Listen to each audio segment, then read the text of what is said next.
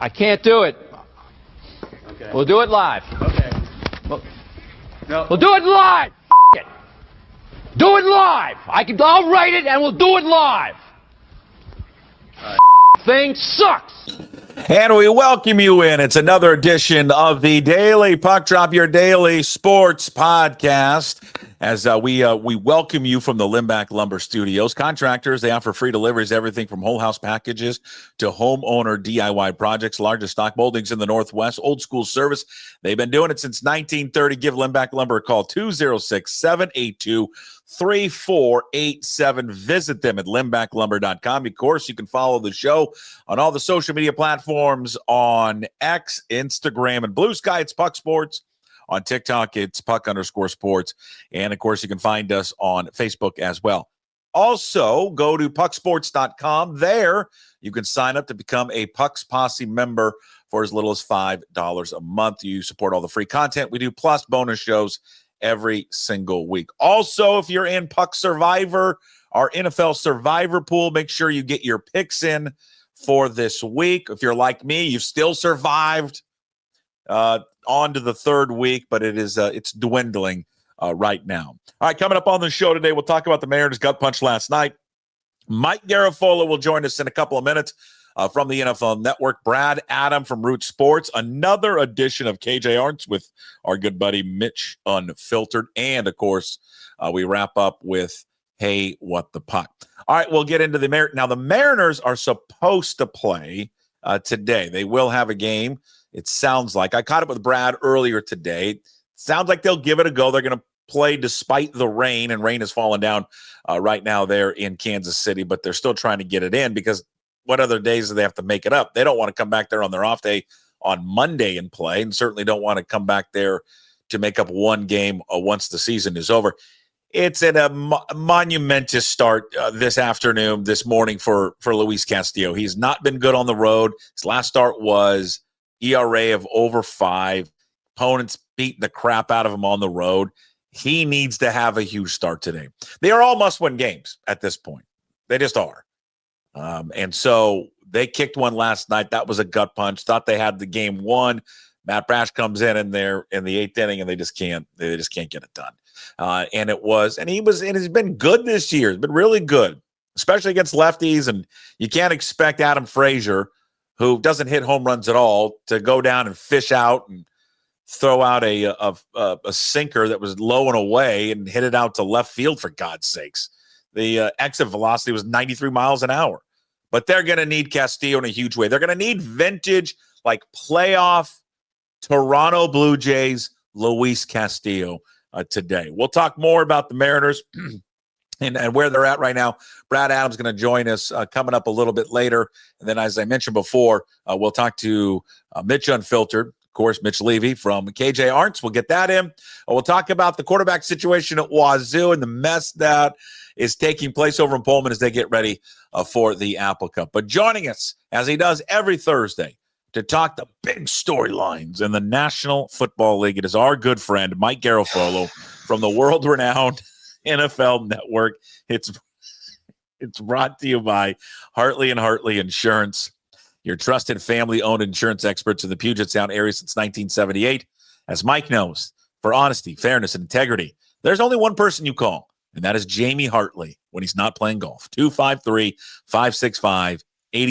Also, Zogs on Fox Island. Great spot to grab a cold beer, hang out with friends, and catch the game. Check out their hours on Facebook and Instagram. Mike Garafolo. How are you? You missed all that. You were looking down. I know. I saw you. I was like the person that signs while they're giving the speech. I was giving you the sign language person. Yeah. I had Good Morning Football today. Which I think has got to be the most. I think about it a lot when I see press conferences, by the way. And the man or woman is sitting up there and they're doing it. So I'm like, how? How do you do it so fast? It's unbelievable. No idea. Great talent. Doing a service for folks that need it. And even at the, I love when it's at the rap concert. There's a legendary one with Cardi B and yeah. Is it kind of the? No, don't. No, hold on. Is it kind of a bigger white gal? Is that the one we're thinking of? He has like red hair. I feel like a coach. You got any football questions? Although I started. I'm just one. I know because whatever. I'm. What am I doing? Which way am I trying to go She's here? really getting into it. I know the one. Yeah, yes, really getting into it. Yes, I know. Really. Yeah. I love it. All right, we'll go football. We'll go football. All right, Seahawks. They come out of that good game against the Steelers. That was a very good win. I want to get your thoughts on how they looked against Pittsburgh, but they're dealing with a lot of injuries. Witherspoon and Eamon Warrior we already knew about. Was hoping they were going to get back maybe this week. Julian Love's he's dinged up. He's got something else going on. And so they're a little wounded as they take on the Saints. Before we get to that game, though, they went in there and they pushed the Steelers around. I know the Steelers aren't the greatest team in the world, but that's a tough place to play for anyone. And they went in there and they handled business. Great win for Mike McDaniel and the Seahawks. Right, and the Steelers had scored a ton of points in Week 1. Now that Jets team also gave up a ton to Buffalo, so that doesn't look necessarily as well as it did, or as good as it did after Week 1. But it's the kind of game they're going to win, right? I mean, they're a 20-17 team if ever there was one. They were playing a 20-17 team as well. So that's the kind of game they're going to win, and they played physical football, which is what they need to do as well, which is what they want to do. I mean, they set their goal to do that this offseason. So I think you got to be happy that it was within your style of play. You traveled east, you got it done after a disappointing Week 1 loss. Yeah, I mean, I still think nationally they're a team that people are not paying attention to, and they may be that way for the bulk of the season if they're trading wins and losses and they're right sort of there and they're a wild card team. Like they feel like the kind of team that would be under the radar the entire season and maybe could pop up in the playoffs and win a playoff game, make a little run, something like that. Maybe even the contention for the division at the end of the season. Although I probably would still go elsewhere in the division. But you play that kind of football and you kind of stay alive the whole year. Who knows what happens come January? Expectations are very low, I think, outside nationally? Expectations. Yes, outside expectations. What about not locally? Internally, they. No, but not. I don't mean like not even internally there. Internally in Seattle, like what's the vibe there after that win? Great. I mean, that was the type of football that they want to play. I think the fact is they looked so. I think the difference was they looked so bad offensively in Week 1 against the Niners. They didn't look like everything that they had preached and practiced and talked about all offseason, they didn't do. And then they did it in Week 2 against the Seahawks. Play action. Darnold looked more comfortable. They got Cooper Kupp involved. They actually threw it to Horton, the rookie wide receiver who caught a touchdown. Robbie Oots, the fullback. God, I love him. He's my spirit animal. He just beat the shit out of 2 guys on one play. They were physical. Ken Walker looked great. This is what they wanted to be, and So I think everyone was excited in how they looked against the Steelers. Yeah, it's. I mean, you hear the word identity. Like, what kind of a football team are you, and can you play to your identity? I mean, that's the real. In this league, there are talented players everywhere. I get. Right. Here, this GM doesn't know how to draft. It's not even like know how to draft, as in you go to a game and go, oh, that guy's really talented. It's what fits your scheme, and is there communication between what you want to be from a coaching standpoint and what you're providing from a front office standpoint. And Seahawks have always been strong in that regard, going back to the Pete Carroll days.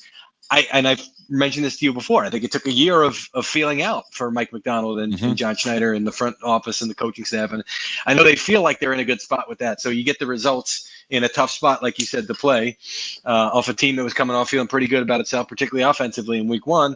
You get the win. That's what's called identity, doing it the way that you imagined it. Hey, I know they're not going to reverse course on this one. I think they probably made their bed with these new kickoff rules. I don't like it. I'm not sure where you personally stand with it. It just doesn't look normal to me. It doesn't feel like football. We saw a crazy play in that Steelers game where Caleb Johnson lets the ball bounce, and everything comes out and the new rules they've come up with. And I know they should be prepared as players. I get that, but it is so bloody confusing knowing what the hell is going on with this thing. Yeah. I mean, is there any ever thought of ever going back to the normal kickoff, or is that gone forever? No. The high-speed collisions, the health aspect of it. Look, they changed rules. I mean, Teddy Roosevelt talked about the dangers of football, and they changed rules back then, and they've changed rules up until now, and they've, they evolved to include the forward pass, right? Like, I don't mean to be overly simplistic about it, but when I always hear. That's why the discussion about the tush push. Oh, it doesn't look like football. The hell it doesn't. It looks more like football than what you're watching now. If you want to go traditional, right? It's rugby scrummish. It's the game's going to evolve. The game's going to change. It has to survive, to be safe and entertaining at the same time. I don't see what else you could possibly do. I mean, little tweaks, but I don't see what else you could possibly do to keep the play in the game and make it safe and make it entertaining. I think that this is not company line stuff. Yeah, do you want to spot the ball at the 25 or do you want to have an actual return? This is about as good as you're going to be able to do. I don't know. There's just something what I miss about watching the NFL, which you get in college, you get in high school. I mean, I coach youth football. I get it in youth football. Is the ritualistic start of the game of everyone lining up, the anticipation of the kick, and then the sprinting, this ungodly as fast as you can down the field. Yeah. And then when an NFL game kicks off, it kicks off, and then everyone's staying put. It's very odd to watch. I don't like it. Can I not like something? I don't like it. Would you rather them stay put that way or stay put in a fencing posture after suffering a catastrophic brain injury? Well, but there's just like, I mean, I don't know how much evidence there is for it or against it with the kickoffs. I don't know. It's a violent sport. No, there is. I mean, and they have reckless collisions. This is what sounds almost heartless, right? When they go, oh, the injury data now for the kickoff is the same as every other play in football. Like the same amount of guys are getting it. Hey, that's a good thing. Same amount. The point being, it used to be a lot more head injuries and more significant neck injuries. I mean, I was writing about this thing back in 2006. There was a Giants player. His name's Adrian Owasam, and he suffered a severe neck injury. He was either part of the wedge or a wedge buster. I think he was part of the wedge because he was a defensive lineman, so he wouldn't have been running down that fast. I mean, think about that. The guys that were the wedge were linebackers, linemen, defensive ends.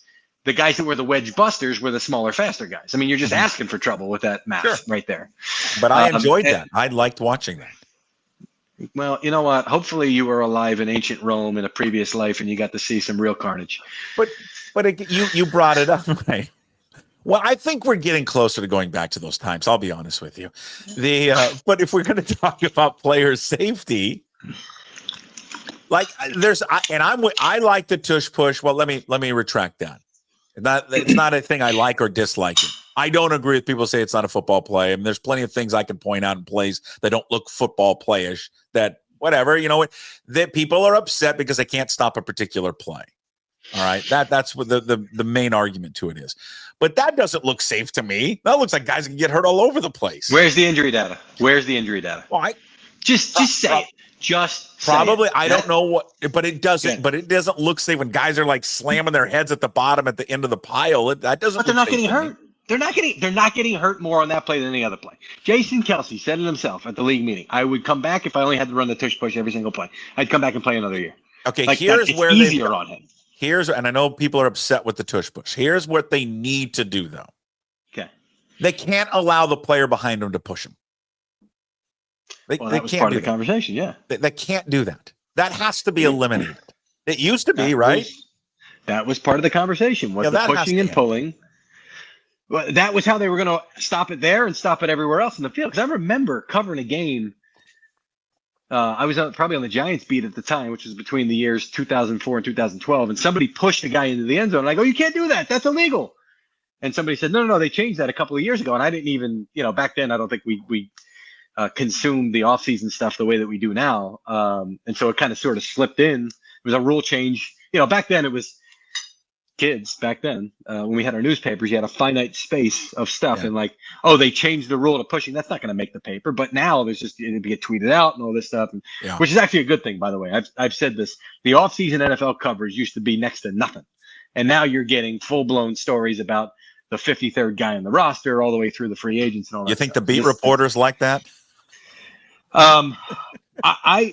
So here, looking back, I used to have to write an 18-inch main, which was 600-ish words, and a 12-inch notebook, which was 450 or whatever it was.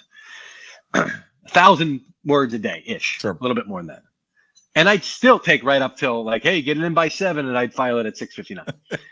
It's like, what the hell were you doing all day?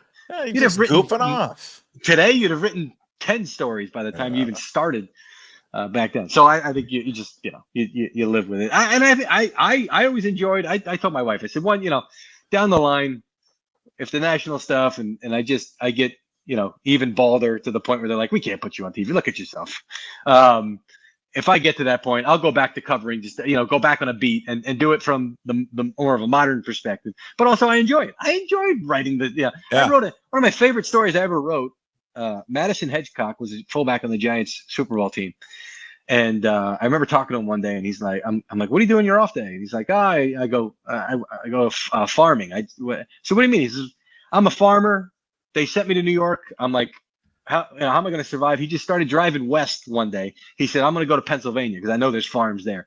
And right before he got to PA, he gets to this farm in Jersey. He walks up and says, hey, how you doing? I'm Madison. And just started working for free. Wound up like the entire community adopted him. He's sleeping on people's couches and all this stuff. Again, the fullback, the last guy in the roster ever. And I wrote a full-blown story about how this kid went out, found this community, and became part of this community. It's just like this Giants player. I love that stuff. I geek out on that stuff. So we're off on a tangent. I can see it now. Mike Garafolo.substack.com. I won an award. I won an APSC award for that. I'm telling you, this is the wave of the future. There you go, right there. You can do everything. You be your own guy. Well, yeah. Well, the Tush Push. I mean, I know it's in the news a lot this week. One, because they looked like they were jumping off sides like every single time they snapped it. Well, that's, moving. I mean, but that has nothing to do with the actual thing. The excuses have been health. Doesn't look like a football play. Neither did the Wildcat. Nobody out. Right. Outruled that. And now it's too hard to officiate.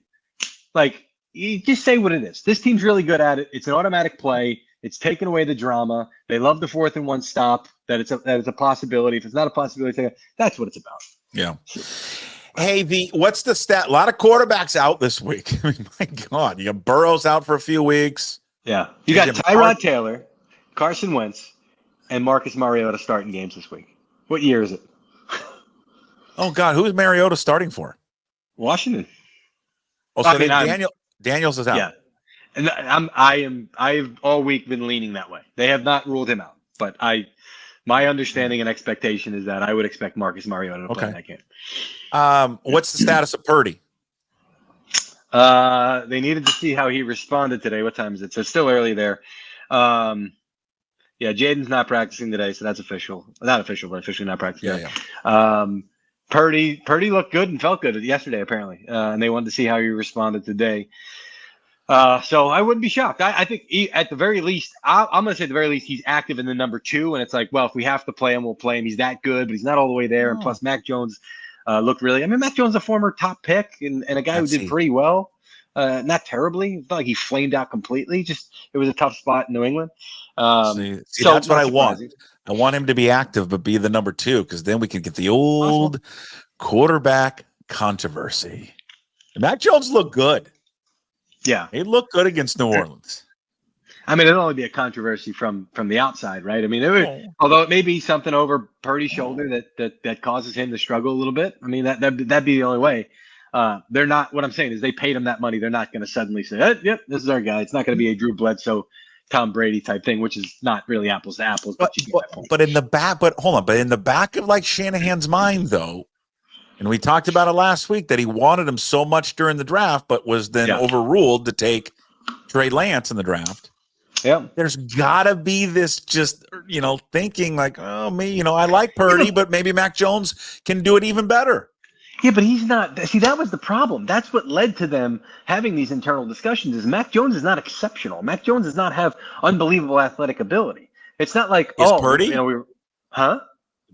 Would you say that about Purdy? No, but the point is, it's like if you had, when Michael Vick came back and was available, right, and the Eagles, it's like, oh, you have this untapped potential. You sort of already have that guy. It's not like Mac Jones is providing something that your starter doesn't have. Is the point that I'm trying to make. It would just have to be, when Purdy comes back, he struggles because he feels the pressure behind him. He's never shown to be that guy before, and he's been running the offense well. It's not like he's been struggling out there. They like what he does to the point of what they paid him this offseason. Well, I want a QB controversy so they get rounded. I mean, I'll do what I can. Talk to them. Hey, Bills are heavy favorites tonight. I know that I can't get your thoughts on the spread, but heavy favorites out there. And if you're in Puck Survivor, anyone, you want to take the Bills, take the Bills. But it's 11.5 against the Dolphins. My point being not about the point spread, is it does feel like Mike McDaniel right now, the coach of Miami, is on borrowed time. And this is going to be a real litmus test because on paper and via the point spread, which I can talk about because we show it on the air, there's an expectation, right? Oh. And they have played well there. If you go back to Mike McDaniel's 4 games, because they played in the playoffs one year, 3 of the 4 games were tight. They were all high scoring games, high 50s into the 60s, which take that information and do whatever you want to do with it. But they have played. It's not like they're going to a place where they've struggled before. So if they don't, and if they get their doors blown off, it's probably an indication that, he's lost his grip on the team. And I found they were the most fascinating team in the NFL to me coming into the season because we would have discussions on the air about the Dolphins in training camp, even in the off season. Mm-hmm. And they would pop up the win total, the expected win total. And it was 8.5. And I think I even mentioned this to you. I said, we're talking about like a potential coaching change early in the season. And we're talking about all the potential issues in the locker room and Tyreek Hill and yet they're projected to be a middle of the road team. Like what? This is the biggest range of expectations I think I've ever seen for a team. It's like usually the Saints coming in, we knew the Saints were going to be bad, right? Right. We knew the Bills were going to be good. Like you can slide that window of expected wins. Quarterback, like Josh Allen went down, obviously that would change things. But point being, with no injury expectations, the window of like what we're expecting from and now we're on the bottom end of it. And after the Thursday games, there's a lot of times where they'll make these moves to give you the extra couple of days. I don't even know who. Like I looked at their staff. I don't even know who they would slide in as their interim coach if they had to do that right now. I mean, maybe Joe Barry is one of the more experienced guys there. I don't know what they would do. So I want it to be a tight game. I want it to be an entertaining game. I want points. I think we'll see points. We'll see. When you're looking across the league, and there's a number of Mike 2-0 football teams, I think for most people, what stands out are 2 teams that have kind of looked the best so far in the first 2 weeks of the season. That would be the Packers and the Chargers. Would you agree with that? Bills look pretty good. Bills look pretty good to me. But yeah, I like what the Chargers are doing. Now they're starting to get banged up. I mean, the other thing is they lost Rashawn. How good would they be if they didn't lose Rashawn Slater? That's kind of the crazy part. God, that was in camp, right? Training camp. Yeah. That was right after he got paid, and so most teams don't have Joe Alt as your right tackle to be able to slide over to the right side. But I like their style of play and all the things that you were hearing about Herbert in his second year with Greg Roman and Jim Harbaugh, that the expectation was that the level of play was going to be a lot higher. You're seeing that already. I think Jesse Minter is a future head coach. I think he's got the defensive coordinator. I think he's got things under control there and playing the way that they want to play. They've got a lot of talent in a lot of places. I'm not surprised that and they did a great job of year 1 to year 2. Where are our holes? Wide receiver, bring Keenan Allen back, draft a couple of guys. They've done a great job there. He is a phenomenal football coach. He's awesome. He's phenomenal. That's why I wanted him here. Bird. I wanted him here so bad. I'm not saying that I don't like McDonald. I just wanted Harbaugh so bad. He wins everywhere. Yeah. He just wins. But it's got to be like it's an organization where the ownership's going to say, we want to win. Go do your thing. And it wouldn't have worked here with Schneider. What's that? You don't think it would have worked here with John? I don't. I think because John is a general. Like you paired the general manager with Harbaugh and a guy who was used to working with another Harbaugh, which I know people say like, oh, John's the same one. They're both, in their own ways. So working with one Harbaugh gives you the experience to work with another one. And they're both terrific football coaches. And Joe Ortiz knows what those kinds of coaches need and want and all that stuff. And it gives him the ability to draw up his staff the way that he wants to and bring in Jesse Minter, who was with him, and bring back Greg Roman. I feel like everything, it was the right place at the right time for Jim Harbaugh. especially after winning the national championship. And he does it, and that's why my expectations were high, because he turns things around everywhere he's been really quickly. And so no doubt they were going to be good this year. All right, what's the league stance? And I don't know how big of a story this is. I don't think fans care. It's more of a story for the media. But what's the league stance on Tom Brady in the coach's box? Here's the league stance on Tom. With the headsets on. Yeah. Here's the league stance on Tom Brady. Do as much as you want to do, because having you around is good for us. Okay, but we can acknowledge the conflict of interest. No.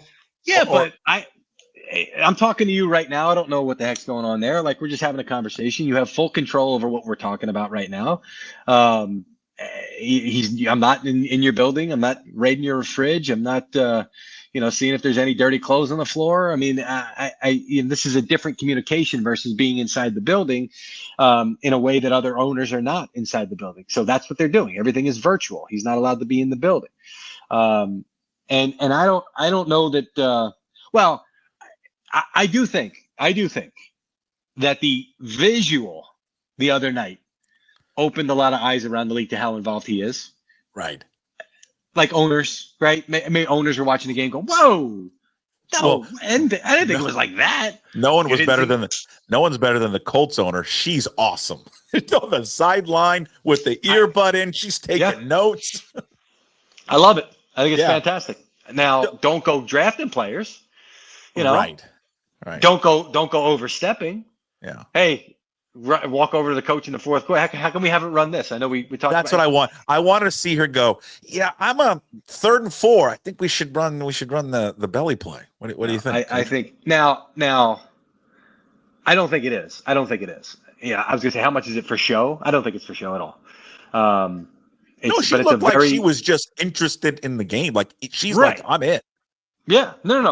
I know, but it's a very visual thing, and things are going well there, which is great. When they don't go well, it'll be, a coach right here, and you just pan left, and there she is, just scribbling. You know what I mean? So I don't know. I've never been in it. Obviously, I don't know if you have. Have you ever been in one of those production meetings with coaches before a game?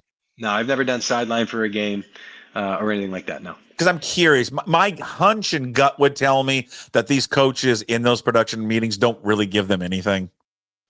I mean, a little bit, but not much. Yeah, it depends on the relationship. Yeah. I mean, I don't. One GM will talk to another GM all the time, right? Joe Shane with the Giants and Brandon Beane, who are working, they play golf all the time, right? Tom Brady is on the field pregame. He's talking to everybody, and everybody's talking to him. They want to take as much from him as he wants to get from them. And I just go back to, he comes in as a minority owner. It's not some guy that made his bones with a bunch of travel marts or whatever Pilot Flying J is with Jimmy Haslam. It's not, the .com world. It's not auto parts. It's not what these guys have. He was a 7-time Super Bowl champion.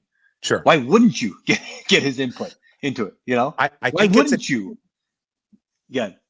Yeah, I think it is an interesting dynamic because, I think Carroll was either after the game bristled at the suggestion that he doesn't talk to Chip Kelly, even though, like, Peter Schrager, your former colleague, made it clear that it was Chip Kelly who told him that Tom Brady, he and Brady talk a bunch. And I wonder, Pete Carroll came from an organization which he had all of the say. He ran everything. Now, he doesn't necessarily do it there. He's not the GM there, but he's got, and I don't mean this in a negative way, he's got a massive ego about him. I wonder how he deals with having someone like Brady around, because Pete Carroll's used to having the final say and getting his word in.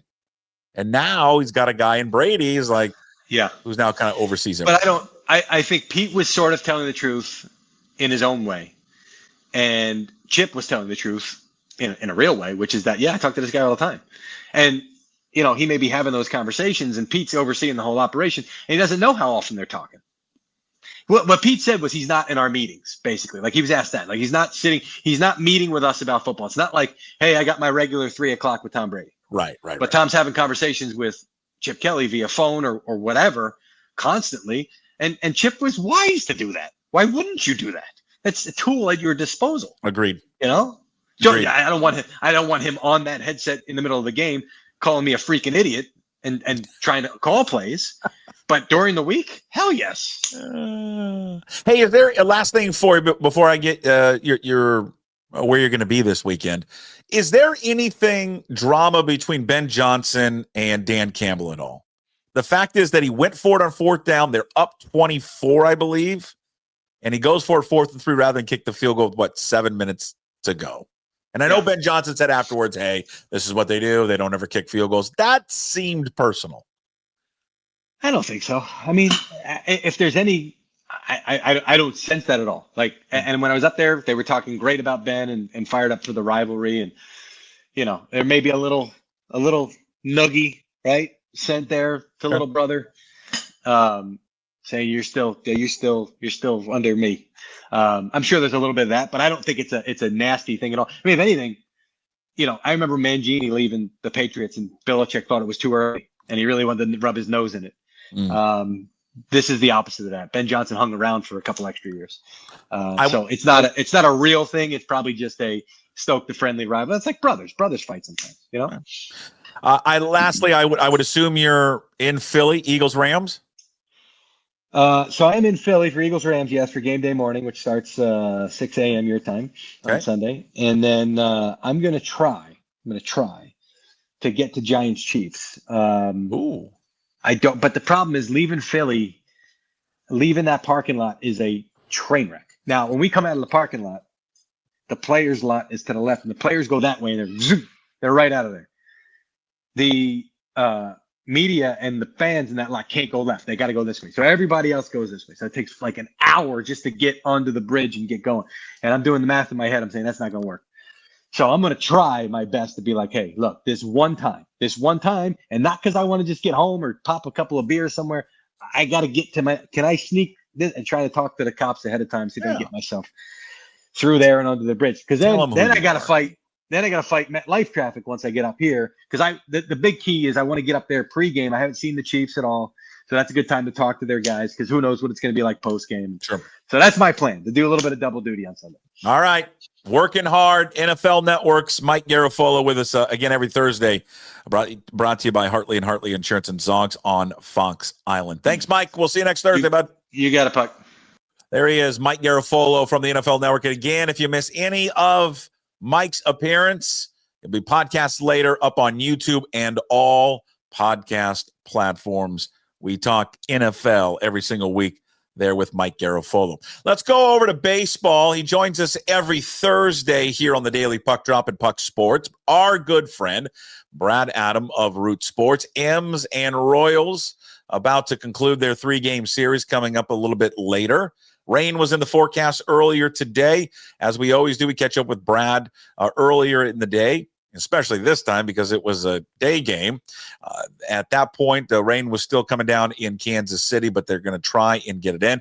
We talk about them concluding their series with the Royals, the gut punch last night, and looking ahead to the final few games of the season. My weekly conversation with Brad Adam, Root Sports, brought to you by John Howie Steak. Excellence in dining? Visit John Howie Steak and experience premier Northwest dining. Prime custom aged steaks, award-winning wine, unmatched level of service. You won't be disappointed. Make your next reservation today at johnhowiesteak.com.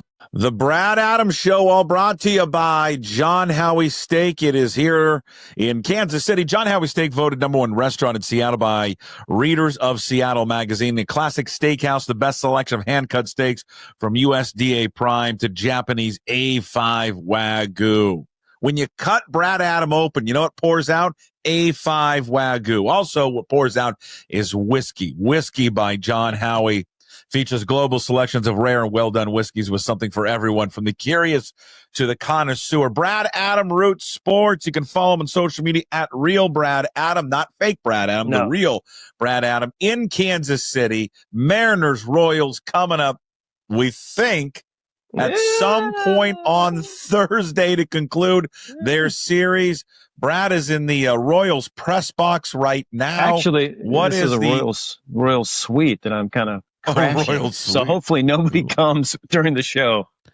Well, I'm telling you, if George Brett walks in there, put him on.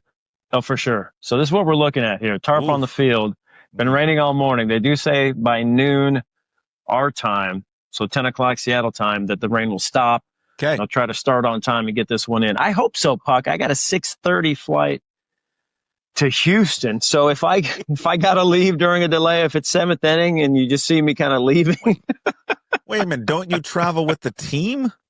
I do, but this time of year, a lot of people join up on the team. There's a lot of front office people. There's a lot of people. So you were coming. booted. So I was basically you were booted. They like, who can we spare? That guy. They media, booted that you guy. from. Who else got kicked out? My cameraman DJ. So he and I are flying commercial to Houston. It's okay. It's not okay. It keeps you humble. I like Free that. Brad. Could they not at least put you and DJ in first class? Oh, don't worry. I booked my ticket, so I got the upgrade, my friend. But what about poor DJ? Did you make DJ stay in the back? There's a nice middle seat for him somewhere. DJ, Puck. You're gonna love the middle seat between two you get to meet Midwestern people. Yep, get to talk to them, meet them up a little bit. Yeah, it'll be good. Favorite part of first class is it? And this is maybe a hot topic here. Free drinks or the hot towel? I love the hot towel. Who doesn't? Who doesn't? Probably boarding first and getting the drinks. Probably. Yeah, I like to have a drink when everyone else is boarding, walking and you just kind of like Yeah. How's your life? Yeah. Good luck back there with the screaming kid and the fat person next to you. I'm up here in first class with the hot stewardess Pam. Yeah, and I still call him a stewardess. We're old school. Yeah, old school. I remember we could smoke on the plane. They're hopeful they get this game in today, in a game that they need. I mean, this is a must win. You don't want to come back Monday, the off day, or God forbid, the Monday after the season ends. But it'll say it's going to stop raining. It will pick up again, they think, in the afternoon. But just get it in at all costs, because it's only a 2-hour flight to Houston. So if they have to play tonight, even it's not that big of a deal. They have to get this win in. Houston off today, so a chance to move into a tie, which I think would just be perfect, right? A tie with Houston when you got a 3-game set there, and no Alvarez, which helps the Mariners. But they're playing better in their Houston. We've talked about it for years, Puck. They're just Houston. So it'll be. But before we get to that, though, we got to take care of business here. And I really thought they were going to do it in the 9th inning last night. Sure. After JP's homer and then they come back, I get that. But a couple on, no outs, you're thinking, man, they're going to do it again. But, it wasn't to be. But they were due to lose at some point. At some point. Oh, you got people in our suite here. Yeah, someone's suite. I can't. I want someone to. Excuse me, sir. What are you doing here? This is the Royal Suite. George Brett's going to be coming in here. You need to leave ASAP. Well, the game on Wednesday, Brad, was an absolute gut punch. A gut punch because of everything. They're down early 3-0. They end up coming back. You mentioned it. JP hits just a rocket shot to right field. You go into the 8th inning. You feel confident in Matt Brash, where he's been, and then he just, he walks Perez, and then that's where it started. Yeah. And then serves up a home run to Adam bleeping Frazier, who, by the way, it's either, is he a cop in the offseason, or now is he the new, is he starring in Pornhub films? Like, what is it with him? Because he's got the mustache and now the long and hair. The flow. Yeah, he's still kind of a Mariner, with the mustache. But I think he could easily go into the second career there after he finishes playing. Both?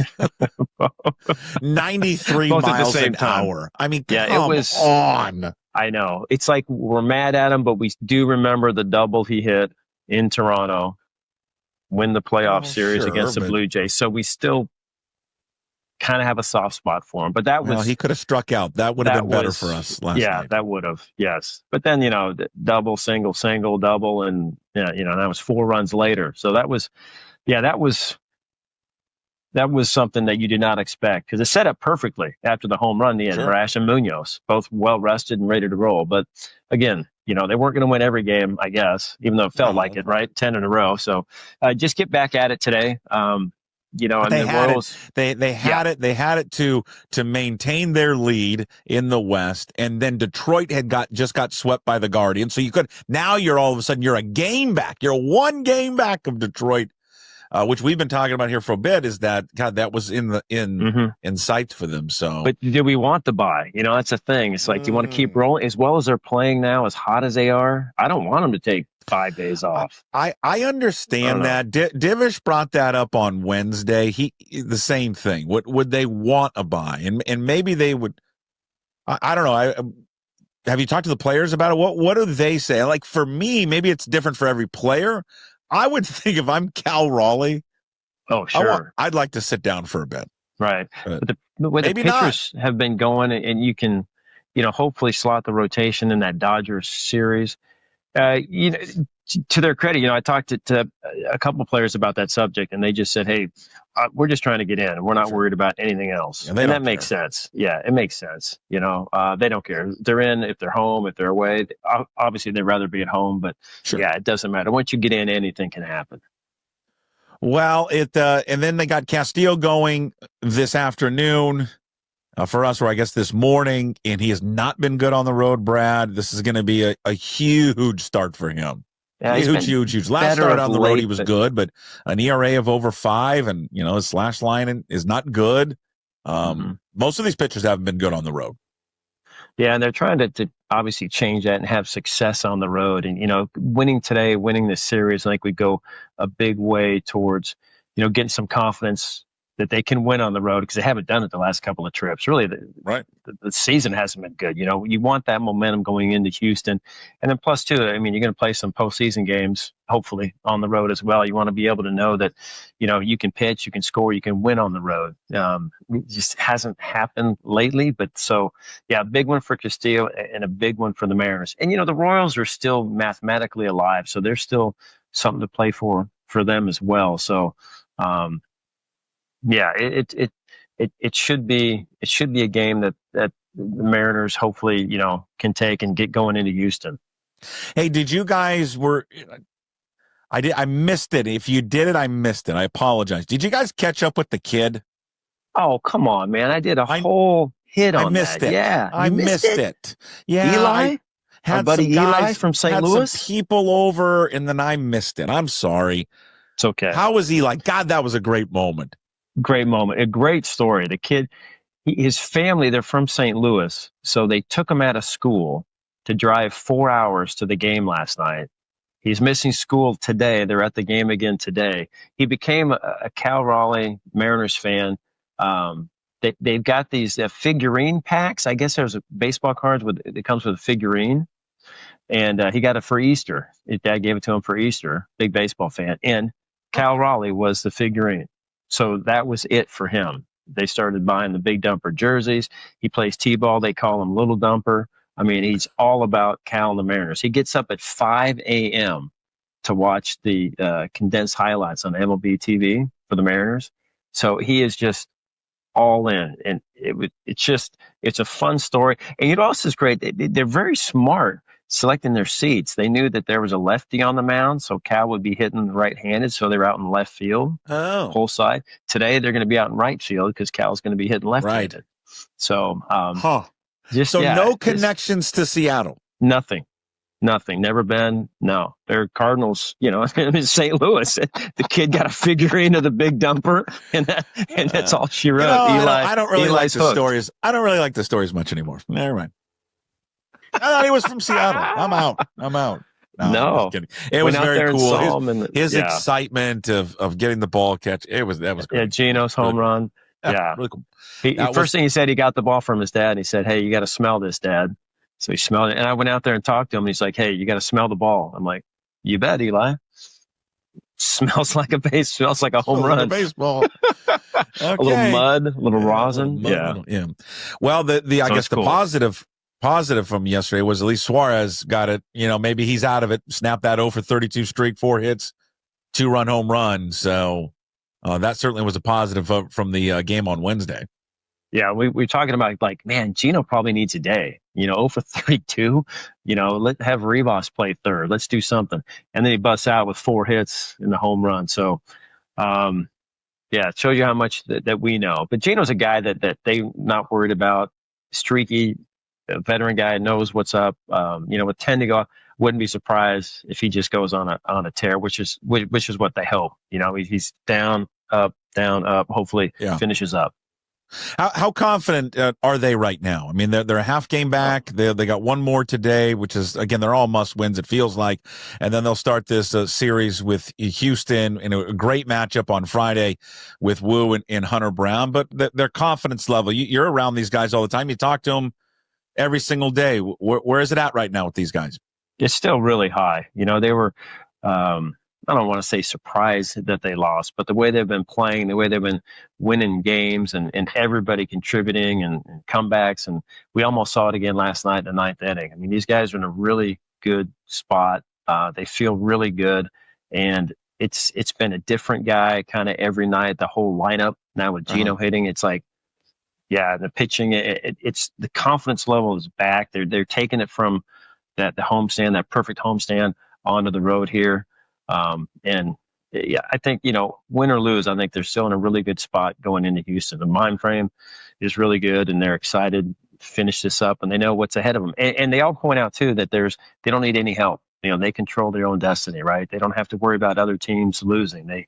It's just all in front of them. So they like that. They like the opportunity and, they're peaking at the right time. Can we do something with Julio so he doesn't get picked off so much? Yeah, it's happened a few times. Why does that happen so much to him? I don't know if I don't know. I can certainly ask him that. Yes, I put a camera in his face. Why do you get picked off so much? It is mind-boggling to me. Yeah, he has these. I don't know what you call it, like just brain farts. Yeah, I mean, if he's not going, how do you get picked off, right? I don't think he was going, but yeah, I don't. And looking down at his shoes, probably. Yeah, they are nice shoes, colorful. I tell you, everybody's kind of stepped up their game with Josh Naylor coming over. It's a great transition, sir. Oh, right. That's what makes you the pro. Have you? Last thing, have you been able to digest as much barbecue as possible? Yeah, not as much as before. Okay. But I was able to go to Ichiro's hamburger joint that he likes here in Kansas City. Oh, and that's the first time I've been there, and it was good.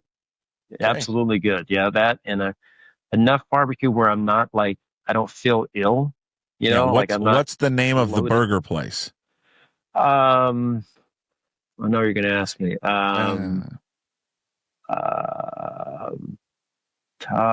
Town Topic or something like that. That's what it is. Town Topic. Town Topic. There you go. Thank you to Fred in the back. Thanks, Fred. That's Joel. He's their media guy. I love it. Yeah, Well, let him crash the suite. He's wondering, why are you in here? Hey, yes, he is. Hey, Tim Heavily, can I just bring you? Can I get you here in the? They're trying to do their here real quick and have a word with you. We like Brad, but Jesus, man, he was in there doing some show with some guy, and we'd like him out. All right, well, hopefully they get it into. They sound like they will. You're right, because they don't want to go back there on Monday. No, they don't want to go back there on Monday. No, because they're going to need to make it to play it for sure. All right, Brad Adam, all brought to you by John Howie Steak, voted #1 restaurant in Seattle by readers of Seattle Magazine. You want to entertain your family, clients, birthdays, anniversaries. No better place than the world-renowned John Howie Steak. And before you go over to John Howie Steak, or after, or you can do both, go visit Next Door Whiskey by John Howie. They have featured global selections of rare and well-done whiskeys. They boast hundreds of bottles from around the world. Brad Adam, Root Sports, with us every single Thursday here on the Daily Puck Drop and Puck Sports. Thank you, Brad. We'll talk to you next week. Sounds good. Thanks, buddy. And again, you can find, if you came into it late and missed any of the Brad Adam segment, it'll be podcast up on the Daily Puck Drop, both on YouTube and all podcast platforms. Just search Puck Sports. You can also find everything just up at pucksports.com. When you go to the website, it takes you to YouTube. It takes you to Apple. It takes you to Spotify, which those are the two primary podcast platforms. So just the easiest way if you need to catch up on anything. If you're not following any of those platforms, please follow. It'd be great. On YouTube, hit the like button, follow all of it. Same thing with both podcast platforms of Spotify and Apple. If you're there, you like it, leave a comment. We love to hear from you. Big thanks to Brad. Again, joins us every single week, brought to you by John Howie Steak. All right, get an update right now from what's happening in Kansas City. Looks like they are getting close to playing. Well, I don't know. I haven't seen any official word yet. Still raining. It's coming down and the tarp and all that. They did, the Mariners, in anticipation for the series against Houston. The probables are out and there are no surprises. Brian Wu will start the first game against Hunter Brown. Then it's George Kirby against Framber Valdez and Logan Gilbert against Jason Alexander coming up on Sunday. A reminder, that game on Sunday has been picked up there by ESPN. So for the Mariners, a huge series today. Well, huge game today. They got to conclude this thing. They have to get it in, number one. They do not want to go back to Kansas City. No one wants that. Number two, you need to see The Rock have a game. A game in which a lot is on the line for this team. They can ill afford to kick any more games. Yes, they're just a half game out right now, so they can still kind of control things when they play Houston. But it's just, all of it's a must win. And stating the obvious, all of it is right now. So huge start here for Luis Castillo. One of the biggest starts, I think, in his career. And he showed up in big moments. He always has. This season hasn't been the season for Luis Castillo that we normally expect from him, especially on the road. But he has, in the past, generally showed up in big moments. And they're going to need all of it coming up against the Kansas City Royals, which was just a gut punch yesterday, especially with everything, with Houston winning. And then the Tigers losing. They're going down there to Cleveland. Just as a lot was just, you're like, come on, man. Like, it was perfect. It was just a perfect setup for them, especially they could have been within a game. Speaking of the Tigers and Guardians, as they are wrapping up their series right now, the Tigers lead as we sit here and record this. They're leading the Guardians by a score there of 1-0. So M's and Royals coming up later. They'll conclude that series, then on to Houston. We'll talk to Mitch Levy, KJ-Arent coming up here in a bit. And then after that, of course, it's Hey, What the Puck. Hey, What the Puck will talk a lot about what's going on over in Pullman in the Apple Cup. And I'm sure we'll get into some rivalry talk here with Mitch. I am real curious, and we'll dive further into it with Hey, What the Puck. I am confused and intrigued as I have ever been of what the head coach at Washington State, Jimmy Rogers, is doing. If you're not following the story, have not followed it, don't know what's going on. Well, you obviously saw the score against North Texas. They weren't good. I'll save you the suspense. Not good. They were blown out. What came out of that was Jimmy Rogers and many people watching that game thought it might be time to make a quarterback change. When they announced Jackson Potter as the starter against Idaho, that caught me and most everyone by surprise, that Potter had beat out Zevi Eckhouse. So then on Monday, Jimmy Rogers holds his press conference and says, all right, we are going to open it up this week. We are going to have a quarterback competition, and the best man this week of practice will win the job, and they'll start on Saturday against Washington. There's 4 quarterbacks, but there's only 3 competing. Potter, Zevi Eckhouse, who was on the team last year, played in the Holiday Bowl, and then Julian Duggar, the transfer from Pitt.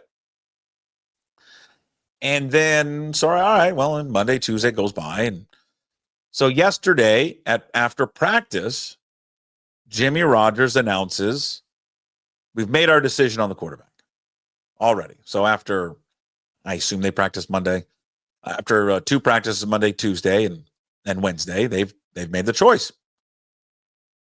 But what is confusing to everyone covering the story from close and from afar is that Jimmy Rogers told the reporters there he made his decision Sunday. Yeah, but on Monday, he sat behind a microphone and said it's an open competition. But he already made his decision on Sunday. Okay, I don't know if what he's trying to do. Is he trying to play some type of gamesmanship? Is he trying to confuse Washington and have Washington prepare for 3 different quarterbacks? I would really only prepare for 2. The third one in Duggar can't throw the ball. So I think all you would have to tell your defense is when Duggar comes in, he's going to run. So just be prepared for that. I also think if this is gamesmanship on his part,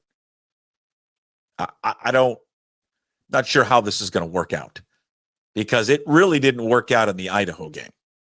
And we discussed that before the game and after the game, when he did the or next to every single position group. Then he comes out and he was so secretive about who the starter was. Even in the pregame when he met with the play-by-play voice of the Cougars, Chris King, they do a sit-down before every game. It's usually anywhere from an hour and a half before the game. It's a 5-minute interview. And Chris King even asked him, hey, I'm not playing this until 10 minutes before the game.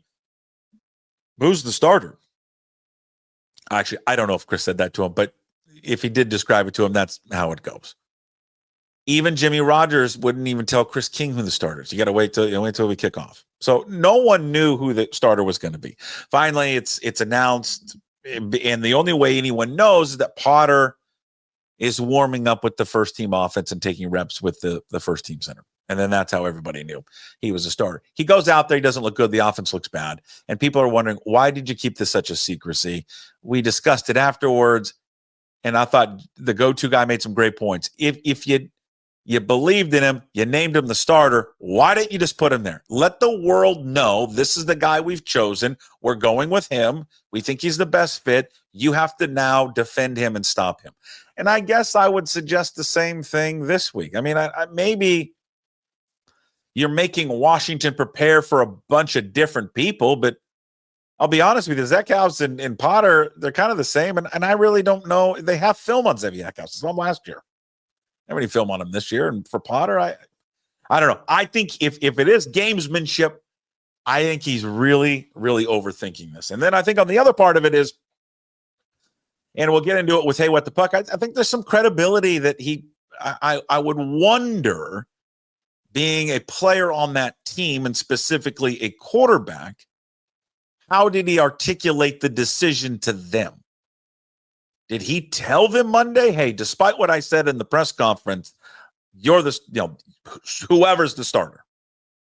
Or did those quarterbacks on Monday think that week was going to be a competition? Because if they did, then it was never a competition if you made this decision there on Sunday. Everything is very odd over there. We'll wait and see what happens, and we'll see who they trot out there on Saturday there for the Apple Cup. All right, coming up is another edition of KJ-Arent with Mitch Levy, host of the world-renowned Mitch Unfiltered podcast. Beacon Hill Daily News called it a top 5 podcast in the state of Washington in 2025. The entire show airs during the live daily puck drop, but once the live show concludes, only one way, there's 2 ways to catch KJ-Arent is to join Puck's Posse at pucksports.com or become a patron at mitchunfiltered.com. Ladies and gentlemen, Mitch Levy, Mitch Unfiltered. Why are you? Oh, so you changed your seat now. No. Why? Yeah, you look different. You look like a different setup. It's not a different setup, but I'm sick. Oh, you're sick. Well, why are you sick? Great. You're not really sick. You're sick about what? Well, I'm kind of sick. I have a great ability to go to the doctor for my annual physical. Yeah. Be feeling great. He asked me all these questions. How you feeling? How's your exercise? How's your diet?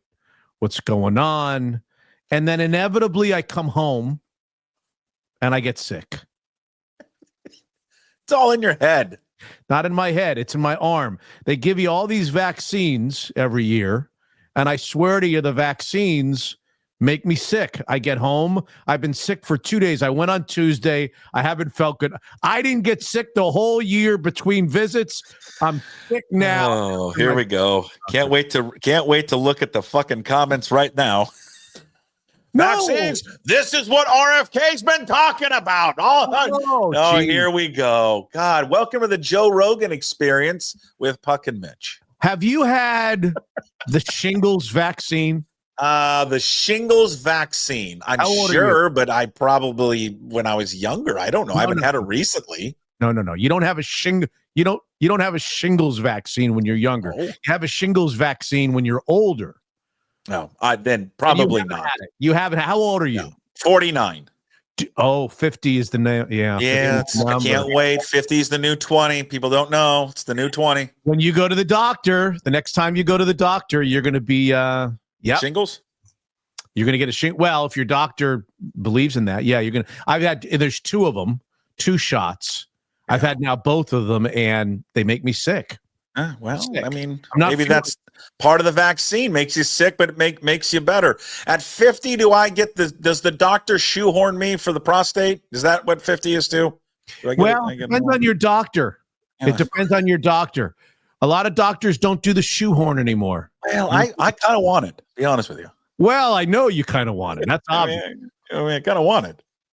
I mean, think about the physical. We don't even do the take your pants off. We don't even do the turn and cough anymore. No, not what happened to that? There must have been a lawsuit. No, some doctor got a little handsy. It's all statistics. It's all data. How much time are you going to spend on the Washington State quarterback situation? I just find it's just an odd thing to me. I don't understand it. Wants to hear this? Do you think really anybody wants to hear this? More so than you getting shots in your arm and that you don't feel good. That's true.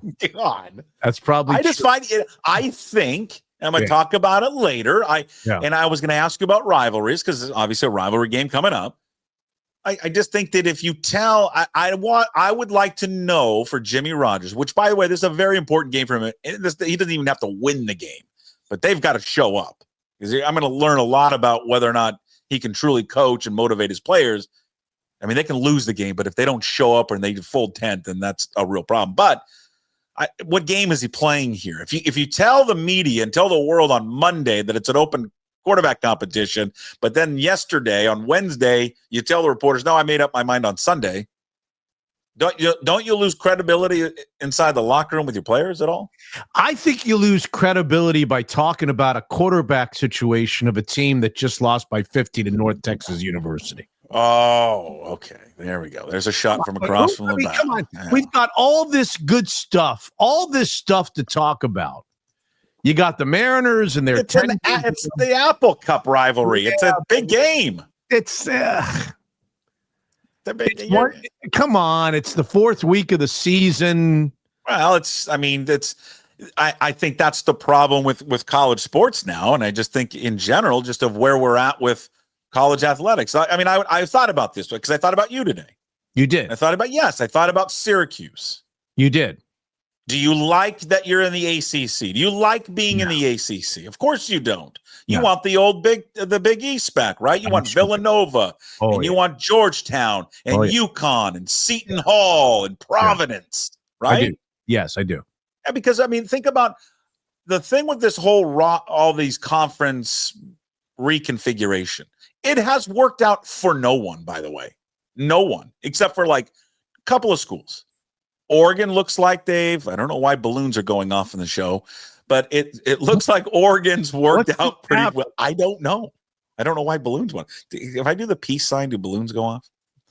Did Oregon send balloons up in the air? What was that? I don't know how I did that. How do I send up balloons? Very good. That was good. Oregon looked good in year 1. Utah made the transition to the Pac-12, and they've made the transition to the Big 12.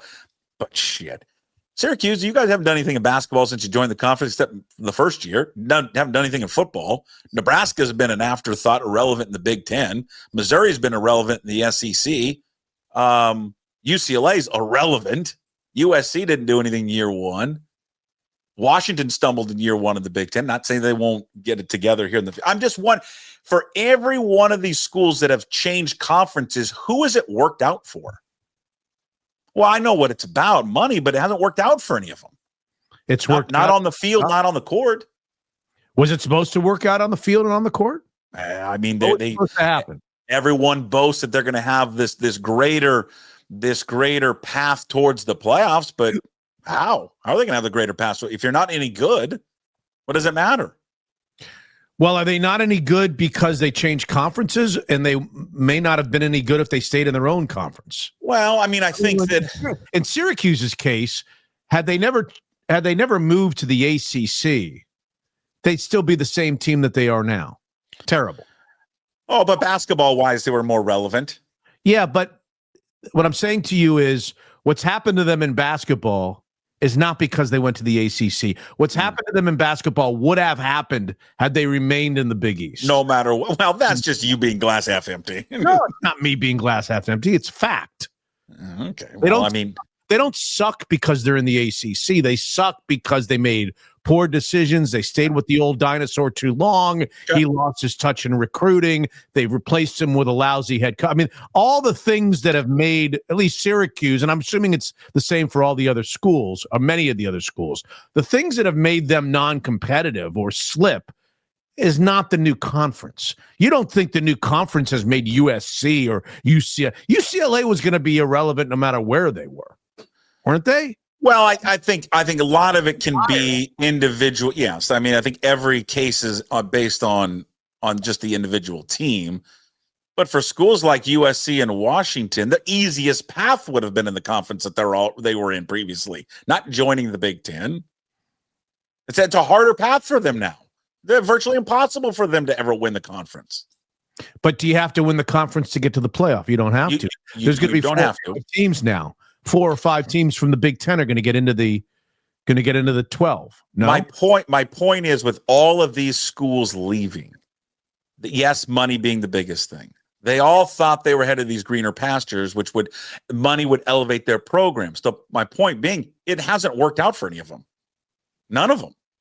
And so I was just thinking about today because I am, and we can move on, but I am over college sports right now. I used to love it. It was my favorite thing. I couldn't wait to get up on Saturday mornings to watch College Game Day. Now, College Game Day has been ruined for various reasons, but it's just not the same anymore. It's just the popularity of that sport was regionality of it. And that's gone. And that's not because your favorite team stinks. What? Well, my favorite team has always not been good at football. Well, so they've had a period of success. But they've always been interesting. Yeah, they're coming off a terrible game. I don't think that game is reflective of how good they are or how bad they are. I just think they had an awful game. Awful game. Didn't they just barely scrape by Idaho? Barely scraped by Idaho, but then they came back the next week and dismantled San Diego State. I don't know how good San Diego State is, but who knows?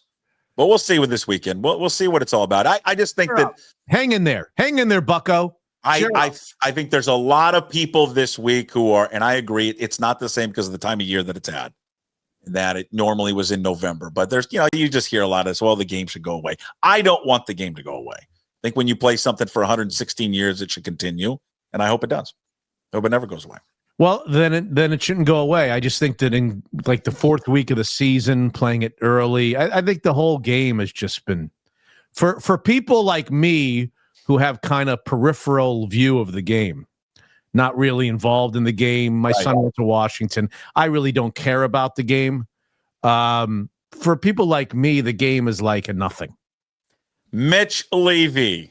Again, another edition of KJ-Arent with Mitch Levy, host of the Mitch Unfiltered podcast. Our weekly show airs in its entirety during the live daily puck drop. But again, once the live show is over, you must sign up to become a Pucks Posse member to listen to the full show at pucksports.com or sign up to become a patron at mitchunfiltered.com. All right, we wrap up the show with Hey, What the Puck? Always brought to you by Restoration One of North Seattle, your restoration company that lets you avoid the stress of water, fire, and mold damage with their property restoration services. Locally owned and operated. Make them your first call when those damages affect your residential or commercial property. 206-817-8917. Visit them online at restoration1.com, the North Seattle franchise. All right, back to Jimmy Rogers in the Wazoo situation. I'm sure Jimmy Rogers has an idea what he's doing. At least I hope he knows what he's doing. We talked about this before. He said on Monday he's having an open quarterback competition. He meets with reporters after a practice on Wednesday, and he said he made his mind up, but he made his mind up on Sunday.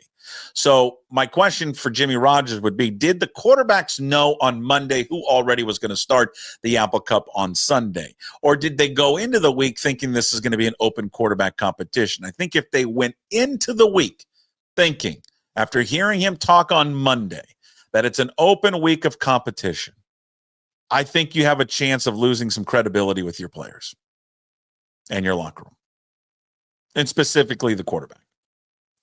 Because if you told him one thing, but then said, no, I just made up my mind, what was the point of having a perceived competition?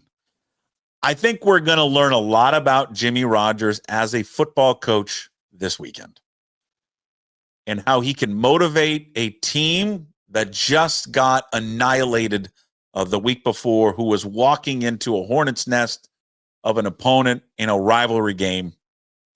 No one is expecting them to win. Most, if not everyone, expects them to probably get blown out in the game.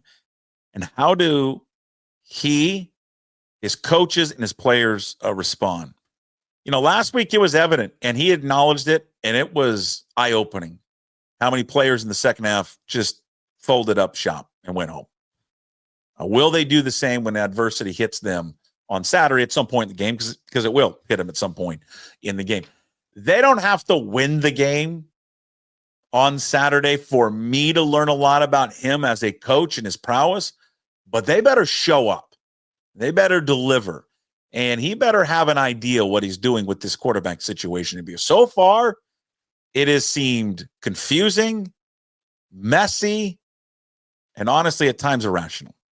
That's Hey, What the Puck, brought to you by Restoration One of North Seattle, your restoration company that lets you avoid the stress of water, fire, mold damage with their property restoration services. Locally owned and operated. Make them your first call when these damages affect your residential or commercial property. 206-817-8917. Visit them online at restoration1.com, the North Seattle franchise. Thank you for everyone watching and listening to today's show. Thank you to all our sponsors, Limbeck Lumber, John Howie Steak, Zogs on Fox Island, Hartley and Hartley Insurance, Georgetown Brewery, and Restoration One. Today's Daily Puck Drop up on YouTube.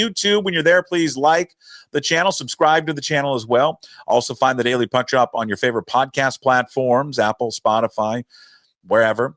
Also find everything up at pucksports.com. Everything is there for you to click on once you hit the website. Also, there is a link to sign up to become a Pucks Posse member for as little as $5 a month.